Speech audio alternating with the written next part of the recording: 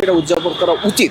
সেটা কোনো দলের না, সেটা আওয়ামী লীগ হোক আর বিএনপি হোক আর জামাত ইসলাম হোক আর যে কোনো পার্টি হোক, সবার সামান্য জাতির, তাহলে এটা ইউনূস সাহেব করবে না কেন? অবশ্যই করার দরকার ছিল। দর্শক, স্বাগত জানাচ্ছি বাংলা অ্যাফেয়ার্সের নিয়মিত আয়োজন পাবলিক অ্যাফেয়ার্সে। সাথে আছি আমি সাকিব আল হাসান। আর এক সপ্তাহ পরেই বাঙালি জাতির অন্যতম গুরুত্বপূর্ণ দিন 16ই ডিসেম্বর বিজয় দিবস। বিগত বছরগুলোতে এই দিবসকে কেন্দ্র করেই দেশের বিভিন্ন প্রান্তে নানা আয়োজন দেখা যেত, কিন্তু এবার পরিবর্তিত পরিস্থিতির পর সেই চিত্র আর দেখা যাচ্ছে না। একদল বলছে যে বাংলাদেশ থেকে 1971 তথা মুক্তিযুদ্ধের ইতিহাসকে মুছে ফেলার চেষ্টা করা হচ্ছে। আসলেই কি তাই? এই কারণেই কি বাংলাদেশে বিজয় দিবসকে তেমন গুরুত্ব দেওয়া হচ্ছে না? কি মনে করছেন সাধারণ মানুষ? চলুন জেনে আসি।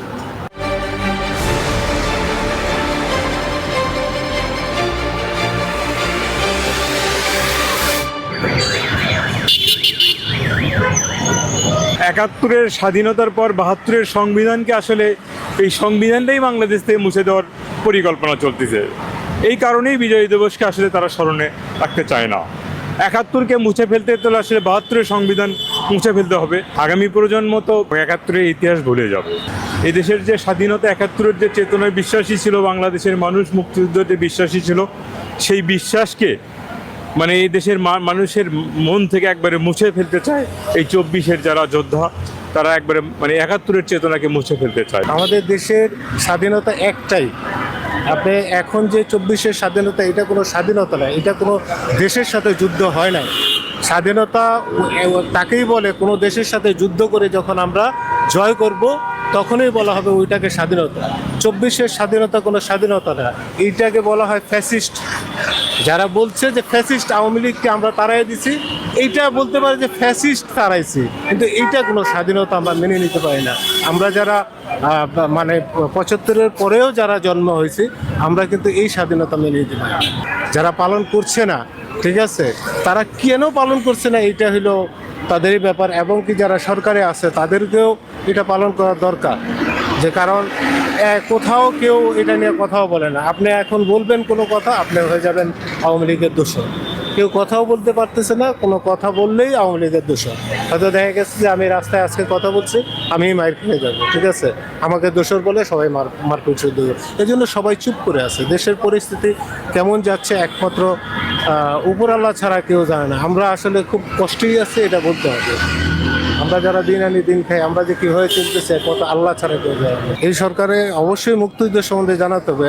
এই সরকারকে এইটাই বলতে হবে যে আগে যে স্বাধীনতা সেটা স্বাধীনতা, আর এইটা হচ্ছে ফ্যাসিস্ট তাড়ানোর স্বাধীনতা। স্বাধীনতা না, এটা ফ্যাসিস্ট তাড়ানো হয়েছে, এটা কোনো স্বাধীনতা না। এই দেশটা কি খালি বঙ্গবন্ধুর ব্লাডের লোকজনের স্বাধীন করছে না? এই দেশে আর কেউ আওয়ামী লীগ ছিল না। এটা কিন্তু আসলে খুব ঘৃণিত। 7.5 কোটি মানুষের রক্তের বিনিময়, মা বোনের ইজ্জতের বিনিময় আমরা যে দেশ পাকিস্তান থেকে আমরা আলাদা হইয়া আমরা একটা স্বাধীন দেশ পাইছি, ওইটাই আসলে মূলত স্বাধীনতা। আর আওয়ামী লীগ যেটা করছে, তারা এইটারে করছে কি, সারা মাস বঙ্গবন্ধুর ভাষণ চালাইছে, এইটা করছে ওইটা করছে, অথচ লক্ষ লক্ষ মানুষ শহীদ হয়েছে, তাদের কোনো খবর নাই। বঙ্গবন্ধুর ডাকে যে কোনো একটা কাজ করতে গেলে একজনের নেতৃত্ব দেয়, এই নেতৃত্বটা দেশে সে, যার জন্য তারে আমরা তো সম্মানও করছি, কিন্তু তার অর্থ এই না যে দেশটাই তার। তবে স্বাধীনতা যে 16ই ডিসেম্বর, এটা জাঁকজমকপূর্ণভাবেই আমাদের বাঙালি জাতি হিসেবে আমি আশা করি এবং সরকারের কাছে অনুরোধ করি বিনীতভাবে, যেটা পালন করা উচিত। এবং বর্তমান প্রজন্ম যারা 71 থেকে 75 দেখে নাই, তাদের ভিতরে অন্তত আমাদের এই স্বাধীনতা চেতনাটা তাদেরকে বুঝাই দেওয়া উচিত। আর সরকার যদি এটা না করে, এখন ওনারা ক্ষমতায় আছে, ওনারা যেটা বলবে সেইটা। বিজয় দিবস এটা উদযাপন করা উচিত।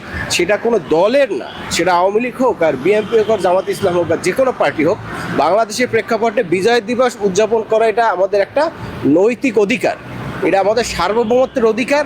বিজয় দিবস পালন করা একান্ত কর্তব্য। নির্দিষ্ট একটা দিন 16ই ডিসেম্বর, ওই দিনটা আনুষ্ঠানিকভাবে যে বিজয় দিবসটা উদযাপন করা উচিত, সেটা যদি করে, সেটাই বাংলাদেশের মানে ইতিহাসের যে একটা দিন, সেটা যেন স্মরণ করি। এটা আমি সাধারণ নাগরিক হিসাবে এটা মনে করি, এটা পালন করা উচিত। এটা স্বাধীনতার মাস, এটা তো সবার।